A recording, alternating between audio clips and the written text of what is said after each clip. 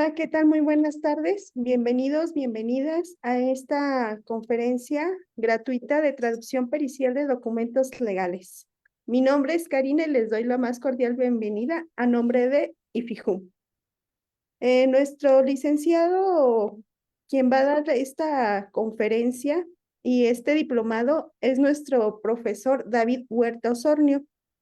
Tiene posgrados en enseñanza del inglés, licenciatura en Derecho, perito traductor en inglés-español, formador de formadores en ICATNI. Actualmente está prestando sus servicios como perito traductor oficial de inglés-español en la Secretaría del Migrante del Estado de Michoacán.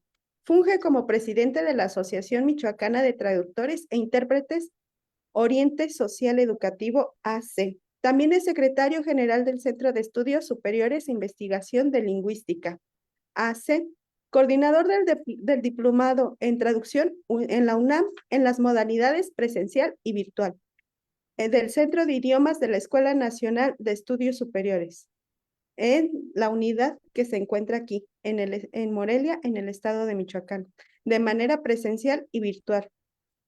También es profesor de la asignatura en diversas carreras, abogado, litigante y entrenador de traductores e intérprete. Ha sido profesor de hermenéutica, argumentación, oratoria legal, español, traducción especializada, traducción legal, técnica comercial y financiera, interpretación simultánea y consecutiva. Tiene historia de la lengua y cultura hispánica, taller de redacción en inglés y en español, globalización, sociedad y cultura. Cuenta con nociones de derecho, de lengua extranjera, sociología jurídica y efectos jurídicos de la globalización y teoría del Estado.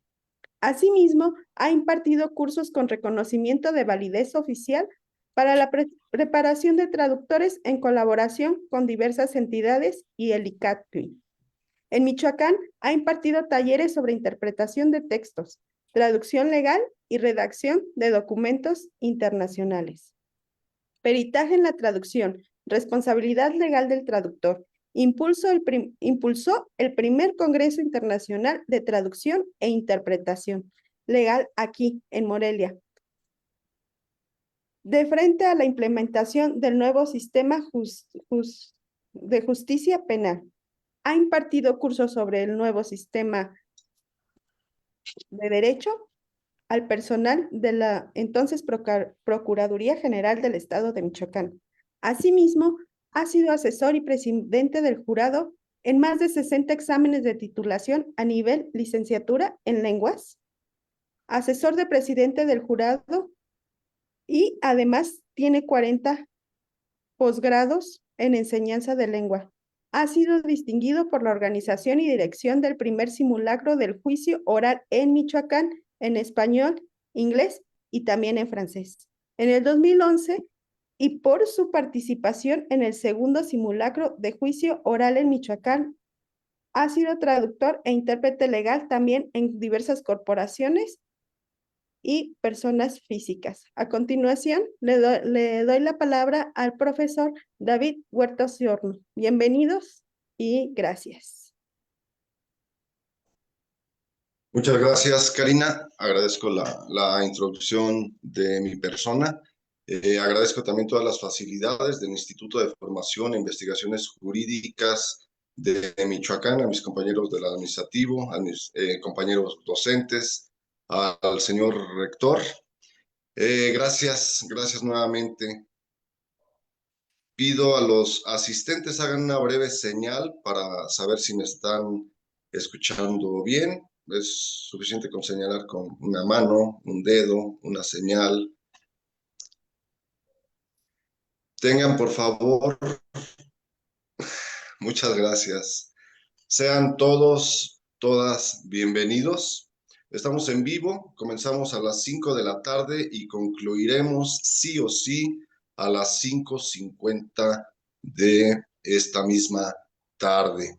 Lo anterior porque se enlaza con otro de los múltiples diplomados y conferencias que tiene el Instituto de Formación e Investigaciones Jurídicas en Michoacán. Entonces les propongo el tiempo.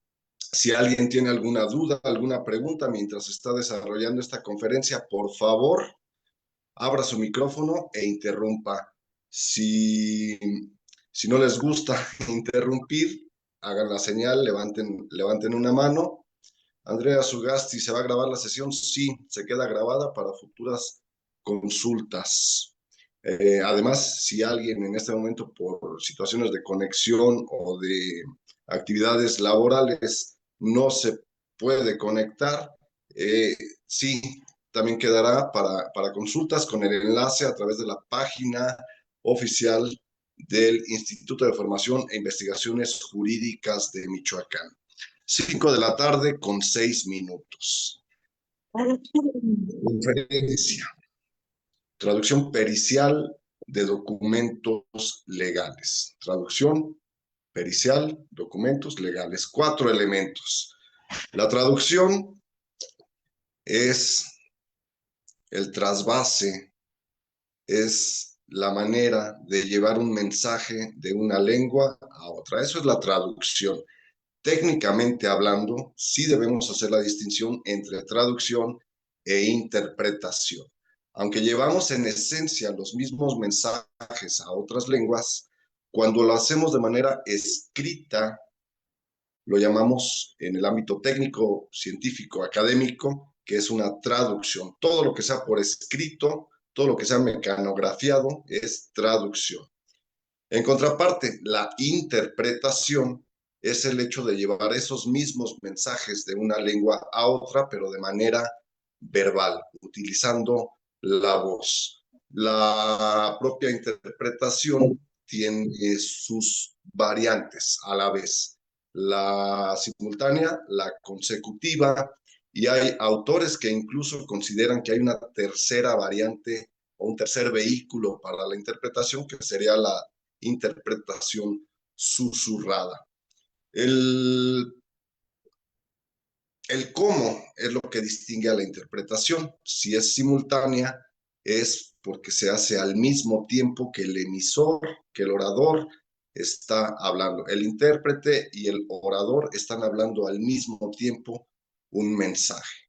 En la consecutiva, se toman turnos para hablar primero el orador y después el intérprete, quien además está tomando notas con un mecanismo internacionalmente aceptado en una hoja de papel con unos diagramas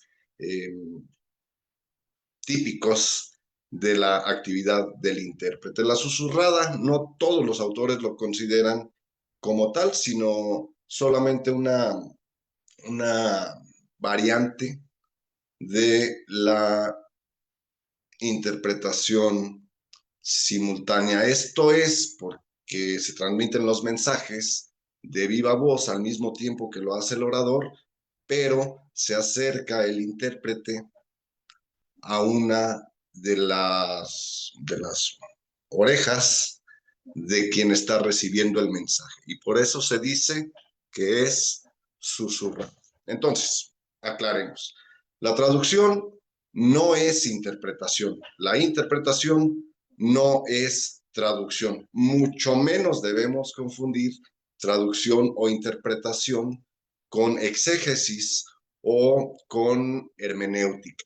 Esos son asuntos de otras disciplinas. La hermenéutica de la filosofía, la exégesis también prima hermana de la filosofía. Esto es traducción. Segunda palabra de nuestra conferencia es traducción y es pericial. ¿Por qué pericial? ¿A qué se le atribuye o cómo se califica que algo es pericial? Deriva justo de la palabra perito, perito. Un perito, según nuestro diccionario de la Real Academia de la Lengua Española, lo define, entre otras categorías, como un experto. Un perito es un experto. O sea que tenemos aquí ya la combinación de estas dos palabras. Una traducción pericial. Es un mensaje que lleva un ser humano por escrito de una lengua a otra, pero además lo hace de manera excelsa, sublime, prolija, porque es un experto. Documentos legales. Hay dos tipos de documentos. Para los abogados que nos acompañan, conocen perfectamente desde los primeros años de nuestra formación como abogados que hay documentales públicas y hay documentales privadas. Las documentales privadas son aquellos documentos, instrumentos, papeles que se utilizan para la comunicación o los compromisos entre particulares, entre seres humanos. Y las documentales públicas son todos aquellos documentos chiquitos o grandotes, no importando su extensión, que emite un órgano de gobierno, un órgano del Estado. Todos aquellos documentos que están dotados de fe pública por el propio Estado. Entonces, eso estamos haciendo hoy aquí. Traducción pericial de documentos legales. Muchos de nosotros a veces crecimos desde niños con la idea de que la traducción es una especie de entretenimiento.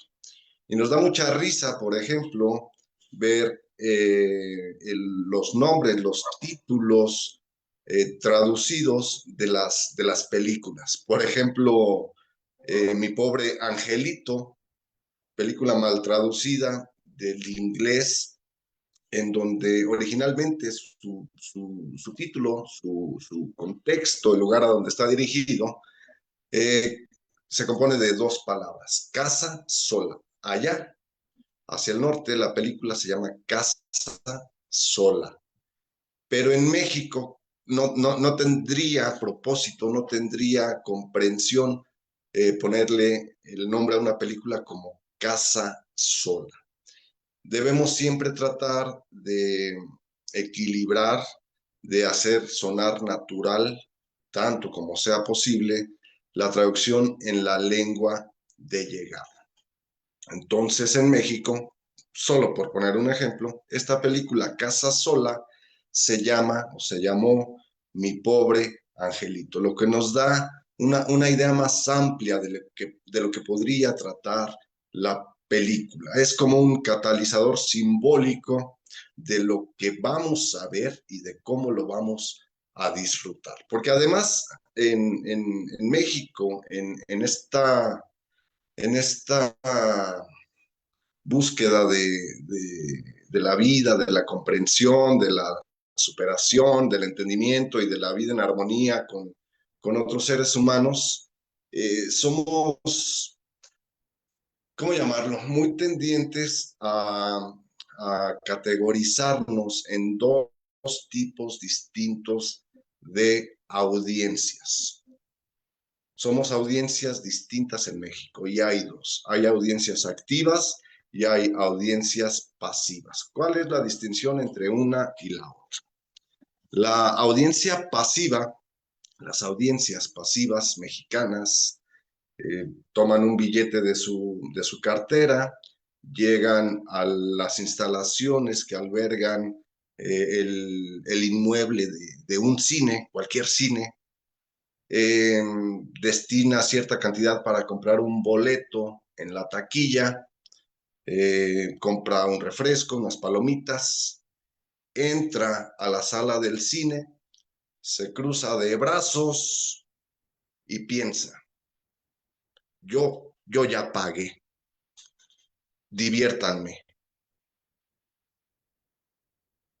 Esa es una audiencia pasiva. Alguien que pone dinero, que paga con recursos y se cruza de brazos para que alguien más haga algo, lo divierta, lo entretenga, le haga pasar un buen rato, porque es una transacción monetaria.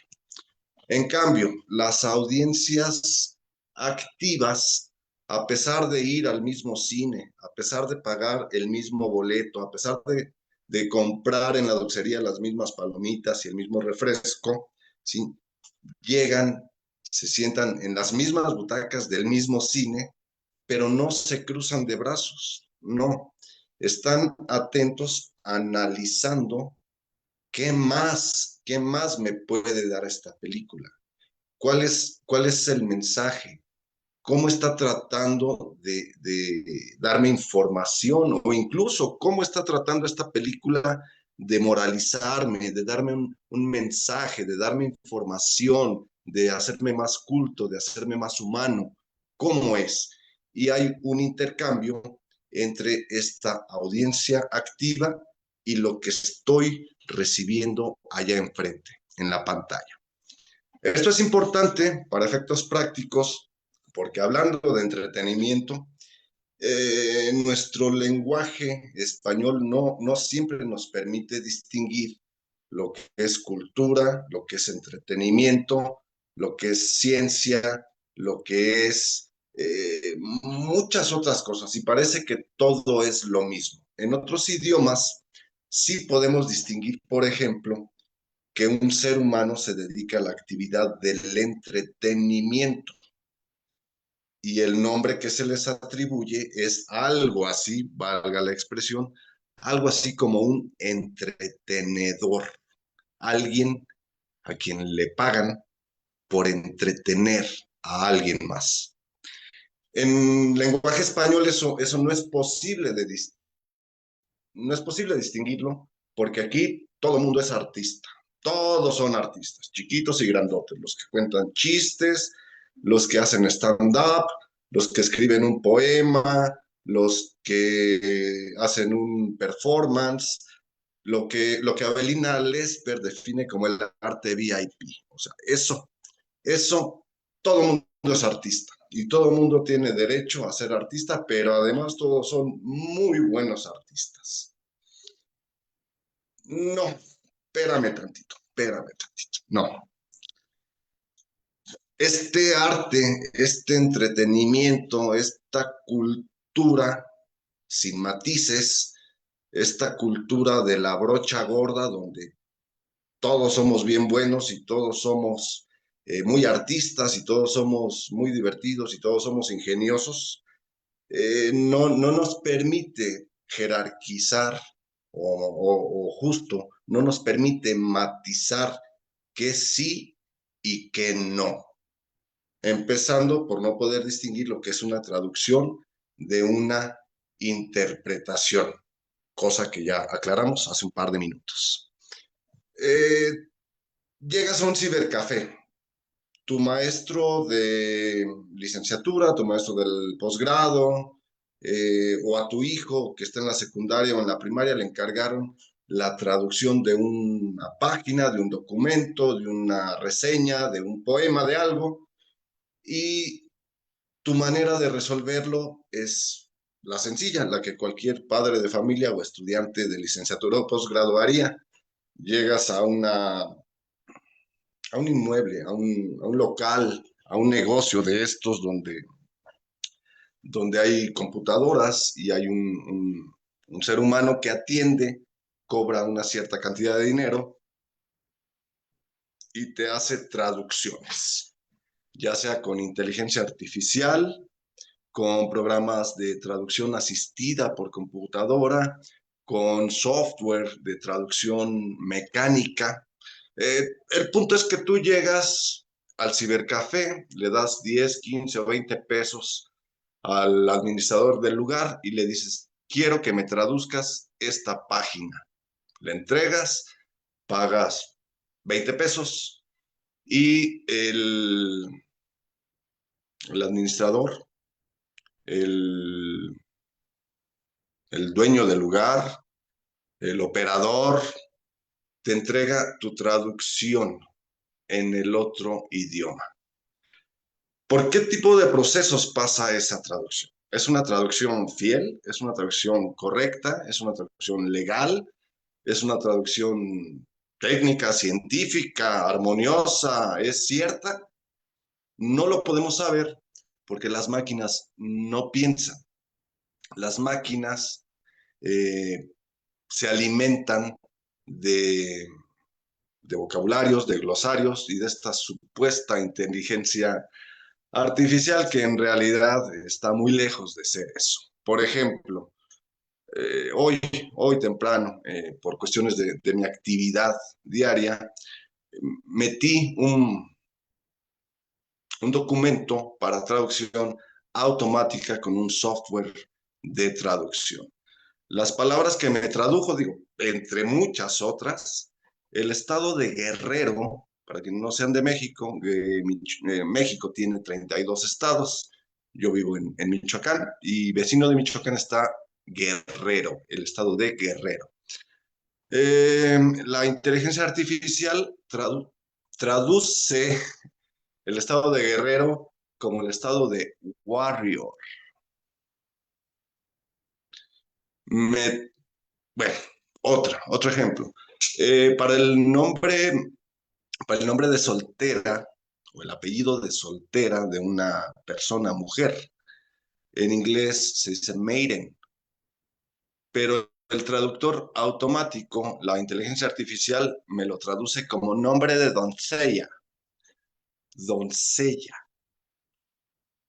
y así sucesivamente. Eh, Confundimos la traducción con la interpretación, con el entretenimiento. Hay personas que piensan que la traducción es una actividad del entretenimiento. Piensan que la traducción es una actividad del tiempo libre y no, lo que en realidad ocurre es justo a la inversa. La traducción es lo que nos hace libres todo el tiempo. ¿Por qué? Porque nos permite comprender los significados, la forma de ver la vida desde otras perspectivas. Hay otros lenguajes que no tienen pasados, antepasados, tiempos verbales en pasado. Hay otros idiomas que no tienen futuros continuos, futuros simples, futuros perfectos. Es otra forma de entender el mundo a través de la traducción. Insisto, la traducción no es una actividad del tiempo libre. La traducción sí es una actividad que nos hace libres todo el tiempo. Porque la propia traducción nos exige ciertos requerimientos para poder entender los mensajes y después traducirlos, lo que también técnicamente podríamos denominar como la mediación lingüística, la tropicalización, la regionalización, el hecho de trasladar mensajes intersemióticos, o sea, de un alfabeto a otro, de una película a un texto, de un texto a un dibujo, de un poema, etc. Los programas automáticos de traducción no nos dan para eso. Mucho menos para hacer una traducción pericial. ¿Por qué se llama pericial? Lo dijimos hace un momento. Porque lo hace un experto, lo hace un perito. ¿Y quién en este mundo decide cómo es que una persona llega a obtener esa envoltura mágica, esa esfera de ser o no ser un perito? En el caso de Michoacán, eso lo determina la Dirección de Profesiones de la Secretaría de Educación. Y a quienes cumplen con un cierto número de requisitos les entrega un papel, así un papel, una hoja de papel en tamaño carta, que dice, este ser humano sí es un perito. No es algo que por capricho alguien debe atribuirse, porque en todo caso estaría usurpando una profesión y la usurpación de profesión está penada por nuestro Código Penal. A pesar de que si ustedes salen a pasear por las calles de esta ciudad, encontrarán algunas lonas grandes, grandotototas afuera de algunos negocios que dicen, aquí hay un perito en tal materia. No, eso solamente lo determina la Dirección de Profesiones de la Secretaría de Educación. Regresamos al caso del cibercafé. Tienes que traducir un documento típico, tradicional, muy conocido en el ámbito de la traducción, consistente en una apostilla. Apostilla con A o apostille con E, que para el caso es lo mismo. Le pagas 8 pesos al asistente del cibercafé para que te traduzca esa apostilla. Pagas tus 8 pesos y recibes en contraprestación una traducción cuyo encabezado dice apostilla. Y la siguiente línea ha sido traducida del francés al español. Ok, bueno, pues ¿qué puedes esperar por 8 pesos, no? No, un perito es alguien que sí sabe que existe una convención por la que se suprime el requisito de legalización de los documentos públicos extranjeros. En su versión corta, la Convención de la Apostilla, que se firmó en 1961 y que se firmó en francés. Actualmente, ciento y tantos países de todo el mundo son miembros de la Convención de la Apostilla.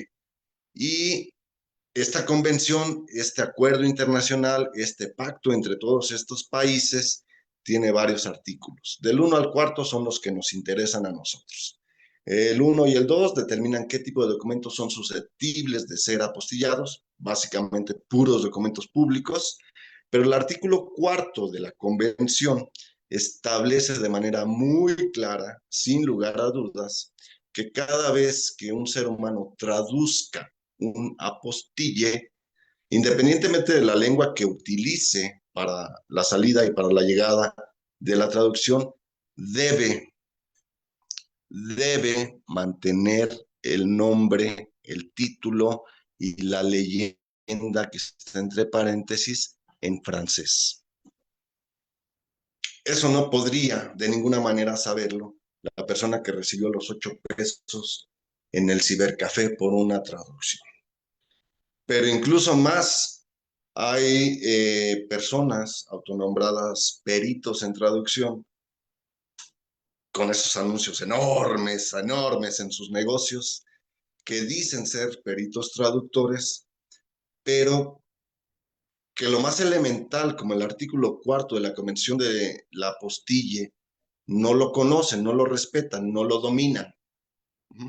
Ese es un ejemplo de algo que solamente un perito en traducción podría hacer, atender la ley, porque no se trata nada más de cambiar o de reemplazar palabritas u oraciones. No, esto tiene un sentido mucho más amplio, mucho más grande. Ok, página 2, ya hiciste la traducción de tu apostilla. ¿Ahora qué viene? Otro típico, 9 de cada 10 documentos que se traducen de manera pericial son un acta del estado civil, de nacimiento, de matrimonio, de defunción. La más típica de estas tres es un acta de nacimiento. Primer renglón para traducir. Nos ponen en el país del norte, child, child, this child, este child. Por costumbre en México, a todas las personas que no han cumplido la mayoría de edad, los llamamos menores de edad. La Corte tiene un par de años, año y medio, que se pronunció con jurisprudencia en donde indica con claridad que no le puedes llamar menor a un ser humano que tenga una edad que oscila entre los 0 y los 17 años con 11 meses y 20 tantos días. No. La ley mexicana establece que no puedes llamarle menor a un niño, a una niña o a un adolescente. Son niños, niñas o adolescentes, no menores. Y hay un razonamiento enorme, enorme atrás de esta jurisprudencia. Entonces, regresamos a tu traducción. Primera línea, segunda página, this child. ¿Será correcto poner este menor para empezar a identificar el nombre, el apellido, todas esas cosas? Este niño, si es un varón, esta niña, si no es varón, Para simplificar lo más cómodo, rápido y además acertado sería niño, diagonal, niña, o niño, diagonal, a, o con el estilo de cada uno de los traductores, se puede estilizar esta traducción. Estamos en el primer renglón de la segunda página de una traducción de un acta de nacimiento típica. El documento más solicitado en la cuestión de la traducción pericial. Primera línea, no vamos ni a la mitad y ya viene el first name y el middle name, porque el vecino del norte, que es donde tenemos otros 6 millones de michoacanos, bueno, me parece que hay más michoacanos viviendo entre California y Florida que los que vivimos aquí en Michoacán. Técnicamente tenemos como 2 Michoacanes, uno aquí entre Colima, Jalisco, Guerrero y Estado de México, y ese otro Michoacán que está allá con nuestros primos cruzando la playa de Tijuana y recorriendo hacia Florida, hasta la otra costa. Bueno, pero ese no es el punto. 10 o 12 mil personas de esas que viven en Estados Unidos, de esos 6 millones que están en Estados Unidos, vienen cada año a Michoacán. Y cada una de esas personas tiene la intención de regularizar ciertas situaciones jurídicas, como puede ser un matrimonio, una inscripción de nacimiento extranjero para efectos de también adquirir la nacionalidad mexicana, o lo que vulgarmente pues se le conoce como la doble nacionalidad. No digan eso, no usen ese término porque no es correcto. No son dobles ciudadanos, simplemente es una persona que nació en un país extranjero y su trámite para los efectos de la República Mexicana es la inscripción de nacimiento extranjero. ¿También tiene un acta de nacimiento mexicana? Sí, pero esa acta de nacimiento mexicana dice nació en tal estado de tal otro país distinto a México. Lo sigue el derecho de sangre, el jus sanguinis, por el papá o por el mamá, o por mamá o por ambos que tengan el origen mexicano y en casos excepcionales por padres naturalizados mexicanos que después tuvieron hijos. Eh, Nombre medio. ¿Qué será más adecuado poner en nombre medio? ¿El primero de los dos apellidos? ¿El segundo de los dos apellidos? Porque en este país que importa a mexicanos, este país que busca la mano de obra de todos nuestros compatriotas, tiene la costumbre, por una cuestión histórica, de solamente tener nombre y apellido. Y a veces, muy ocasionalmente, un nombre medio. Pero solamente se mantiene el apellido de papá, que es el que se transmite a través de las generaciones, distinto al caso mexicano, donde tenemos tradicionalmente apellido de papá como primer apellido y después apellido de mamá como segundo apellido.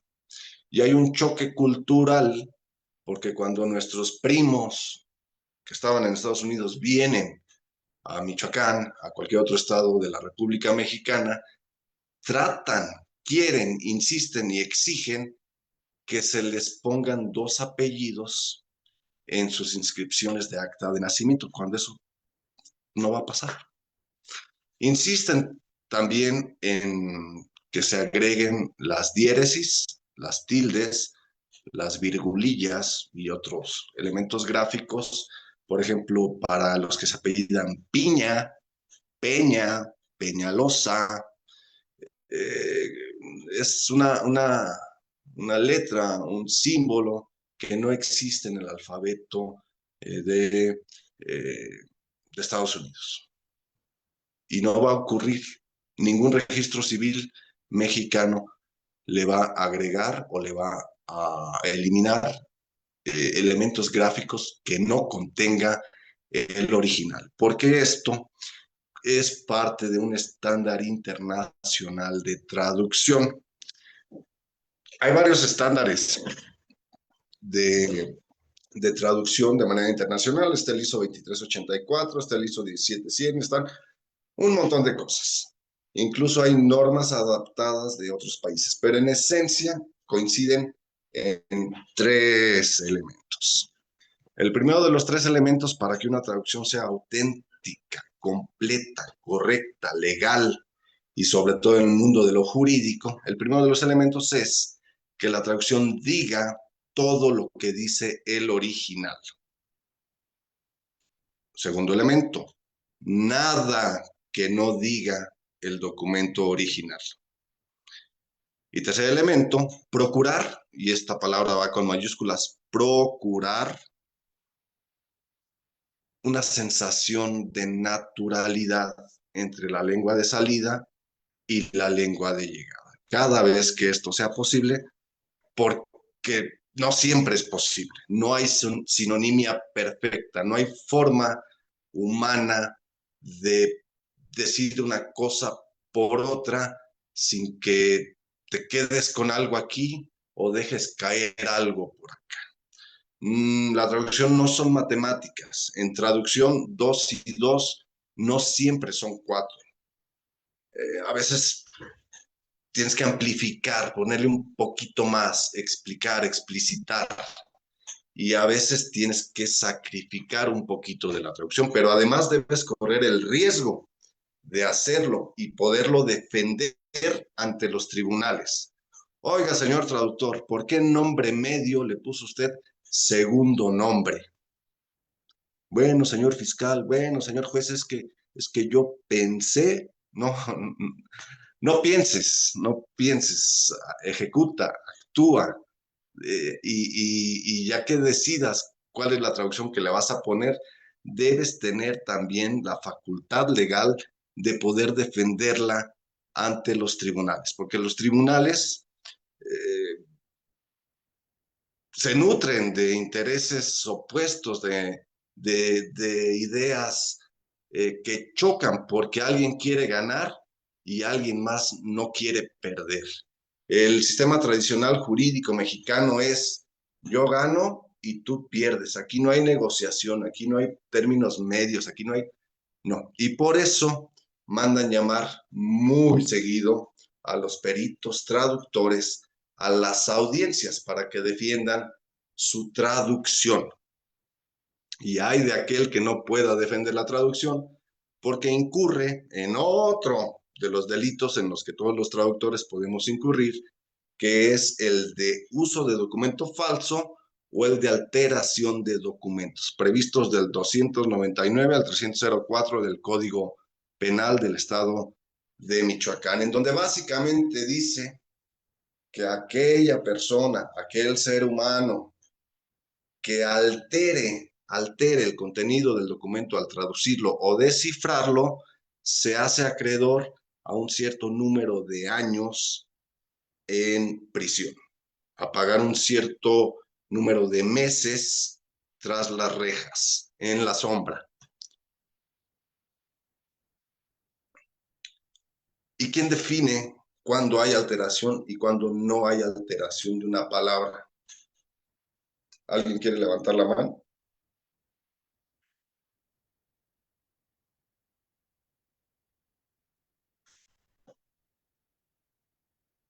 Bueno, pues eso es justo lo que hacemos en la academia todos los días. Todos estos cursos, talleres, diplomados, un perito traductor, sí y no. Hasta hace 5 años, me refiero al 19 de febrero del año 2020, sí. Todavía los tribunales, las fiscalías solicitaban un medio de convicción colegiado con 2 o con 3 peritos traductores que se pronunciaran sobre un aspecto de una palabra o de una oración traducida de cierta manera sobre la que existía controversia por alguna de las partes. La diferencia es que el 20 de febrero del año 2020 entra esta nueva ley de profesiones y su reglamento como 6 meses después, y así, de un día para otro, borra, elimina, descarta a todos aquellos peritos en todas las disciplinas. De un día para otro en Michoacán dejó de haber peritos en documentoscopía, en grafoscopía, en dibujo, en hechos de tránsito, en cuestiones forenses. No hay peritos soportados por la ley de profesiones del Estado de Michoacán en todas estas disciplinas, en hechos de tránsito, en dibujo, en balística, en documentoscopía. ¿Por qué no? Porque la ley no lo tiene contemplado. ¿Por qué no? Porque a pesar de que hay personajes autonombrados peritos en todas estas disciplinas y que además hacen ostentosos anuncios de que sí son, en realidad no lo son. Y por eso no puede haber una prueba colegiada en el tribunal en Michoacán, porque no hay peritos. ¿No me crees? Convoca a uno de tus peritos que traigas en uno de tus asuntos, siéntalo en la sala de audiencias y hazle dos preguntas. Primero, ¿es usted perito? Te van a contestar, sí. Segunda pregunta, ¿tiene usted un documento legal de alguna autoridad educativa que avale o acredite o demuestre que usted es un perito?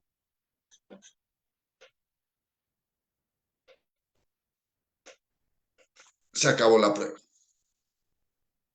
Se invalida el procedimiento, se reponen los procedimientos, pero además se fincan responsabilidades, porque no solo es la penal, ojalá solamente fuera la responsabilidad penal, hay responsabilidad civil y de la civil hay objetiva y subjetiva, hay responsabilidad administrativa, hay responsabilidad laboral, sobre todo aquellos que subcontratan los servicios de la traducción con otros proveedores u otros seres humanos.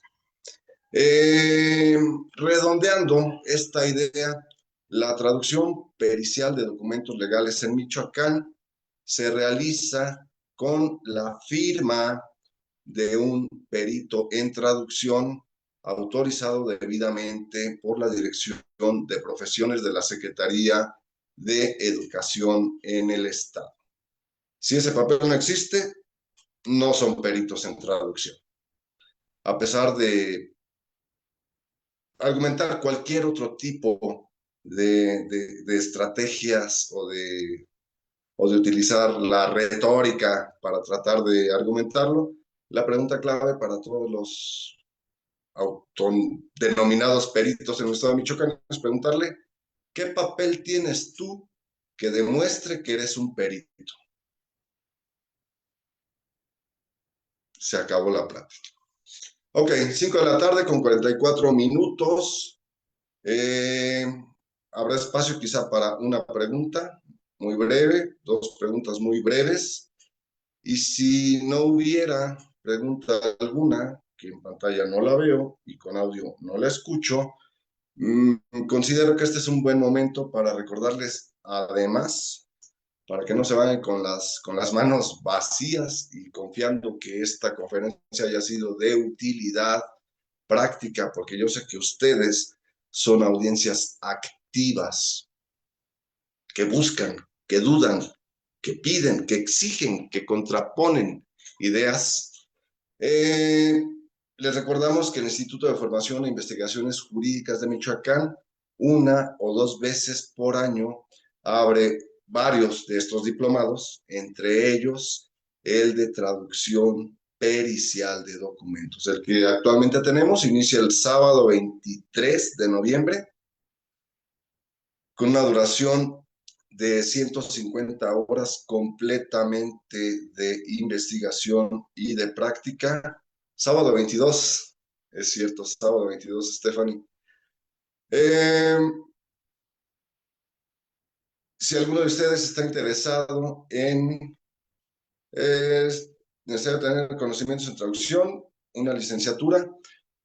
Se exige estar cursando el último año de una licenciatura, cualquier licenciatura, o haber concluido ya licenciatura. Insisto, para tomar el diplomado de formación como perito traductor en el IFIJUM, con validez oficial, con todos los de la ley, con los sellos, las firmas de las autoridades correspondientes para poder defender que sí tienen formación como peritos en traducción. Inicia este sábado 22 de noviembre, gracias Stephanie por la precisión, y es completamente virtual. 150 horas a lo largo de 6 meses de un montón de trabajo de traducción. ¿Conocimientos previos de traducción? No, no con esa precisión, pero sí se exige por lo menos tener un dominio de nivel B2 en inglés, tomando como referencia el marco común de referencia para las lenguas europeo. Todos los trámites, las solicitudes de informes pueden hacerlo conmigo, con mis compañeros del administrativo del IFIJUM, con mis compañeros del académico del IFIJUM. Es sencillo. Quien no encuentre los datos del IFIJUM es porque es de otro mundo o de otra galaxia. Hay contacto a través de todas las redes sociales.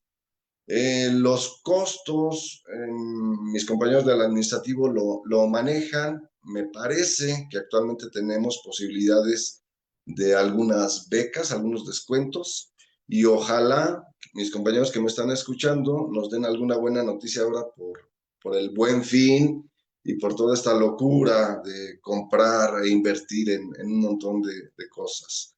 Revisa y da la retroalimentación. Sí, yo y solamente yo recibo, reviso y retroalimento a los participantes del diplomado en formación como peritos traductores e intérpretes legales.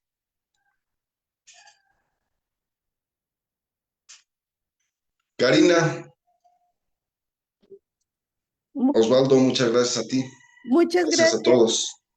Muchas gracias, maestro David Huerta, por tomarse pues el espacio y el tiempo de compartirnos lo que viene siendo el diplomado de traducción pericial de documentos legales. Recordándoles a todos los que están en línea en Facebook y los que están aquí en Zoom que tenemos el 30% de descuento por el Buen Fin, que se inscriban y que pues manden un inbox o manden a los números de WhatsApp que por allí en las redes sociales están apareciendo para que puedan obtener mayor información sobre la inscripción, sobre nuestras promociones y sobre nuestras becas que estamos otorgando para que ustedes también tengan acceso y nada les impida pues venir a realizar su diplomado y sigan formándose y sigan aprendiendo y sigan hacia adelante, que es lo más importante que pues nos interesa en el instituto. Y por ahí veo que tienen una pregunta de cuál será el horario, profesor David. Es asincrónico, es virtual. Digo, ya que somos pedagogos aquí muchos, distinguimos que una cosa es lo virtual, otra cosa es en línea y otra cosa es a distancia. Son tres cosas parecidas, pero no son iguales. Nuestro diplomado es virtual y es asincrónico. Esto significa que el sábado 22 se carga la primera de las actividades en la plataforma. Utilizamos el Google Classroom. Muchos de ustedes ya lo conocen desde la pandemia para acá. Es una herramienta poderosísima con un montón de recursos. Y hay una serie de actividades, de traducciones, de documentos, de trasvase de mensajes en la plataforma. Por dar alguno de los ejemplos, actividad X, traducir al español un acta o un certificado de función con estos parámetros, cumpliendo estos requisitos.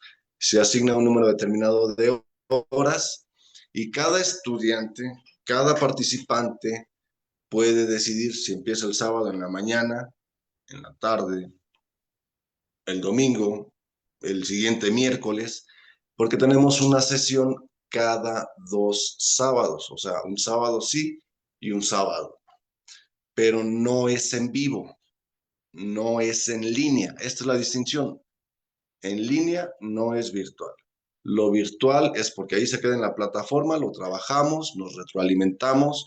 Yo hago las evaluaciones, hago las precisiones, los comentarios, las sugerencias a cada una de las personas, pero cada quien decide cómo lo va a trabajar. La experiencia ha demostrado, por ejemplo, que muchos de los compañeros el primer sábado ni se aparecen, ni comentan, sino a lo largo de la semana, como son 15 horas las que hay que trabajar entre la una y la otra sesión, hay quienes deciden dedicarle 2 o 3 días dividiendo estas horas, 5 horas durante 3 días, 2 horas cada noche durante, hagan la cuenta, para completar 15 horas.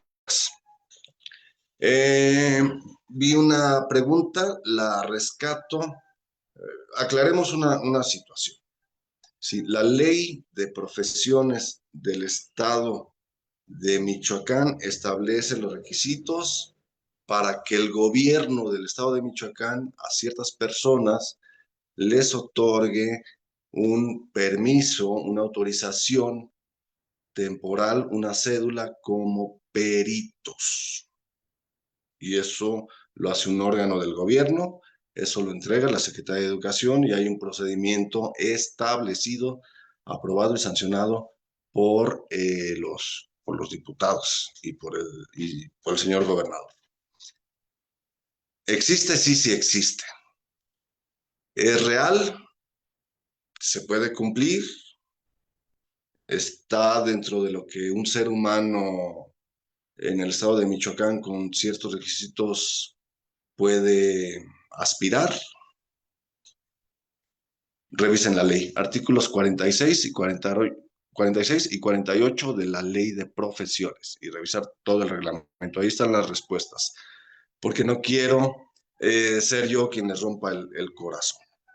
Lo que sí puedo asegurar, lo que sí puedo decir es que este diplomado tiene un objetivo muy específico y es la formación específica como perito traductor e intérprete legal. Tú haces una traducción, concluyendo este diplomado, te convoca la contraparte a que acudas a una audiencia de juicio oral en materia familiar, en materia penal, y el juez lo primero que te va a pedir es, a ver, tú que dices ser traductor, a ver, tú que aseguras que eres una persona con formación como perito en traducción, muéstrame, dame, enséñame ese papel que lo dice. En ese momento tomas tu constancia que te expide el Instituto de Formación e Investigaciones Jurídicas de Michoacán, que dice con claridad, este ser humano, que se llama de esta manera, concluyó exitosamente la formación como perito, traductor e intérprete legal. Este documento está registrado en la página tal del libro tal de la Dirección de Profesiones de la Secretaría de Educación del Estado de Michoacán, con sellos de la dependencia y con la firma del titular de la Dirección de Profesiones. Eso es lo que se recibe.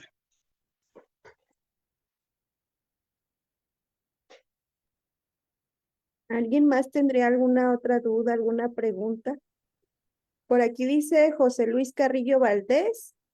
Ustedes nos pueden orientar cómo darnos de alta a nivel nacional o estatal como perito para recibir el número de registros oficial de peritos. Es distinto en cada estado de la República. La de Monterrey se cerró hace 10, 12 días. Si por ahí está la compañera perito de Monterrey, que nos haga la señal. Pero es distinto en cada estado. En algunos casos se exige que para que alguien pueda ejercer alguna actividad de manera experta, de manera pericial, debe haber transcurrido un término por lo menos de 5 años posteriores a la expedición de su cédula profesional de licenciatura, cualquier licenciatura en Monterrey. La convocatoria del año que viene, 2026, para el todavía llamado Consejo de la Judicatura Federal, este año, esta última convocatoria puso también ese candado, 5 años de ejercicio profesional para poder anotarte a la lista de perito. En Ciudad de México es distinto. Hay veces que los propios tribunales superiores hacen los exámenes. Hay otros estados en los que no es ni el tribunal, sino la Secretaría de Educación.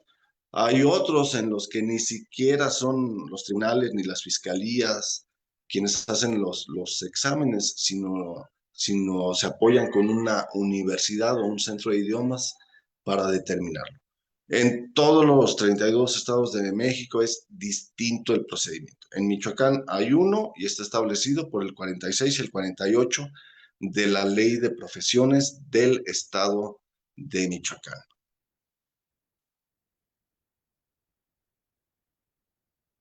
Muchas gracias, profesor David. Por allí, les enviamos los números de teléfono de las compañeras que estamos en promoción, que somos dos, mi compañera Stephanie y mi nombre, que es Karina.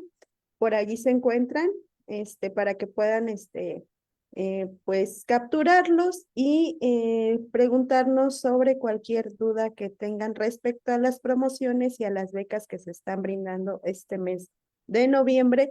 Y este es el momento, si alguien más tiene alguna pregunta, alguna duda, con mucha confianza pueden hacerlo mediante el chat o prendan su cámara, prendan su audio y el profesor David les estará contestando las preguntas.